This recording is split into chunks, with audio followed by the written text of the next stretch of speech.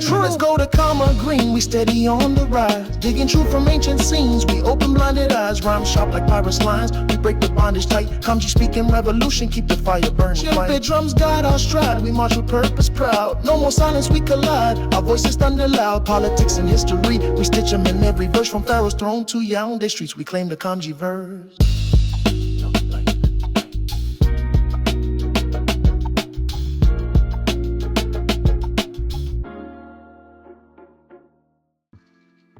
So recently we have these stories of the right wing embracing cancel culture over the deletion of Charlie Kirk.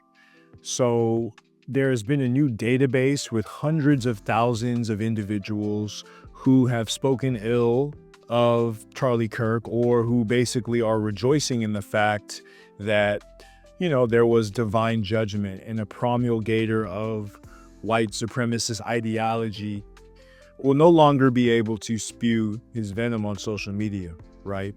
So you have people losing their jobs due to social media about Charlie Kirk. So we have an example of at least 30 people across the country who've been fired, or put on leave and investigated due to their social media, statements about Charlie Kirk. So you have conservative activists, they're collecting and publicizing social media posts and profiles they say celebrated, his death, and they're causing for them to lose their job, right? So you have influencers like Joey Manarino doing, reverse image searches and cross-referencing with LinkedIn profiles. And this just speaks to the hypocrisy of the American white right wing, because they want to have their cake and eat it too. They want to say free speech and scream free speech at the top of their lungs when they're spewing racist venom about Black people and Black cultures and societies and civilizations. They want to call African countries shithole countries. But then when, we give them the same energy, they want to cry foul. So you have Republican elected officials and right-wing influencers like Laura Loomer, who said some of the most racist venom, out there. Libs of TikTok, run by Chaya Rachi, basically sharing screenshots of offensive posts and demanding actions, right? So there's at least, 21 educators of the 33 who have been, called in, dealing with this issue. And it just goes to show you that free speech in America is a myth, right? It's only about power. This is especially the case with the social media companies and, the way that they manage free speech. You have fascist Facebook, or now called Meta, and the fact that they allow speech that is politically aligned with their objectives. Speech that goes against the imperialist consensus, or speech that, defies their power, is speech that they want to sniff out. Because these capitalists, though they claim liberalism and they claim these free speech values, you have to understand that it took the genocide of African people to develop the system that we call liberalism, this free, quote unquote, market economy. And you see the castigation and the demeaning of Black people, the demeaning of Black people all over the world, right? From the enslavement period until now, to prop up this system. Right. So it's not free speech when it comes to, talking about the danger of white supremacist terrorism, and that a white person is more likely to be murdered by a white person than anybody else. And that this settler colony is basically chicken coming home to roost when you're seeing violence inflicted inward, as it always was. Prior to the colonial period, most of these European nations were fighting themselves. White scholars like Tim Wise have even admitted that. So when you look at this incident that happened, this is just reap what you sow, all throughout the Bible, from Proverbs 22:8 to Galatians 6:7. This is an example of a man sowing and reaping what he sowed, right? So for these Christian liberalists, so-called Christian liberalists, to just completely ignore Kirk questioning the capabilities of women and Black people is super, super hypocritical. And them moving to try to fire as many people as possible is just disgusting. Like this individual, this woman by the name of Olivia Croschick, this looks like an Eastern European American woman, saying that she's contacted 234 employers, literally snitching against the free speech of her fellow Americans over the death and the marginalized communities of folks, Black people, having some rejoicing over the divine judgment inflicted by God, inflicted by the Creator, inflicted by the realm of the ancestors.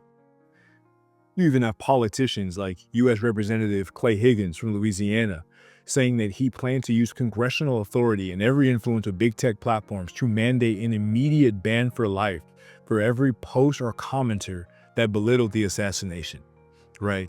So you have these Republicans, these right-wing Republicans, they're threatening, to go after business licenses and permitting, and they're trying to ban businesses from even being able to operate, right? Businesses from even be able to operate, within the United States.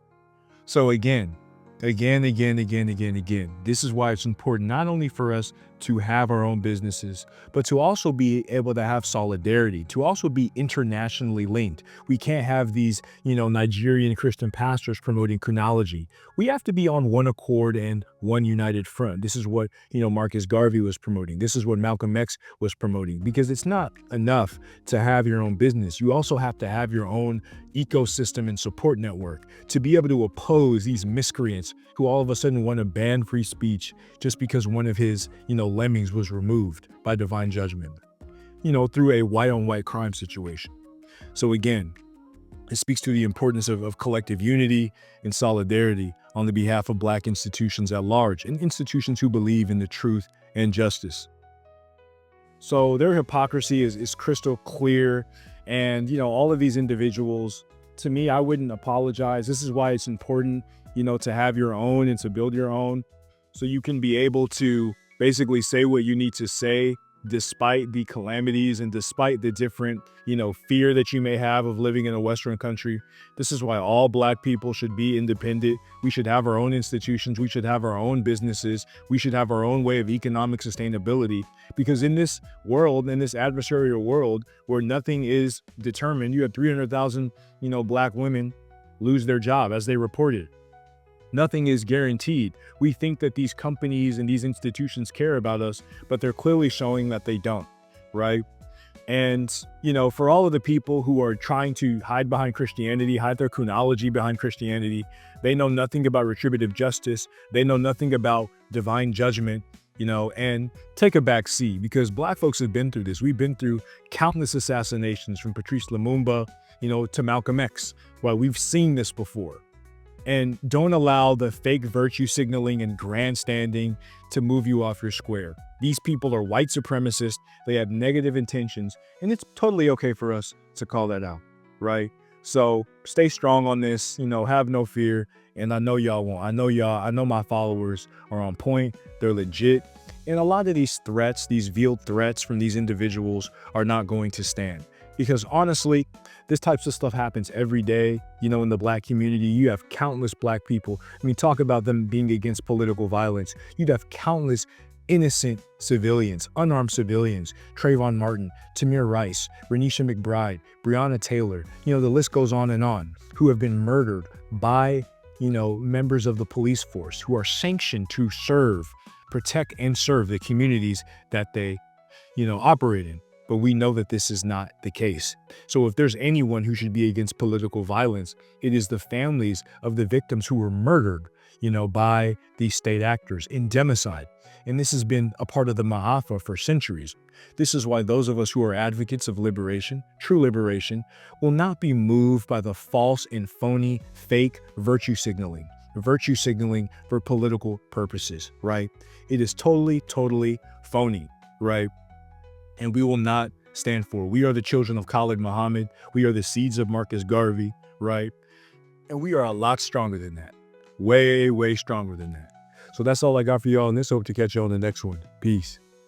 Let's go to Karma Green, we steady on the rise. Digging truth from ancient scenes, we open blinded eyes. Rhyme sharp like pirates' lines, we break the bondage tight. Kamji speaking revolution, keep the fire burning. The drums guide our stride, we march with purpose proud. No more silence, we collide, our voices thunder loud. Politics and history, we stitch them in every verse. From Pharaoh's throne to Yaoundé streets, we claim the Kamji verse.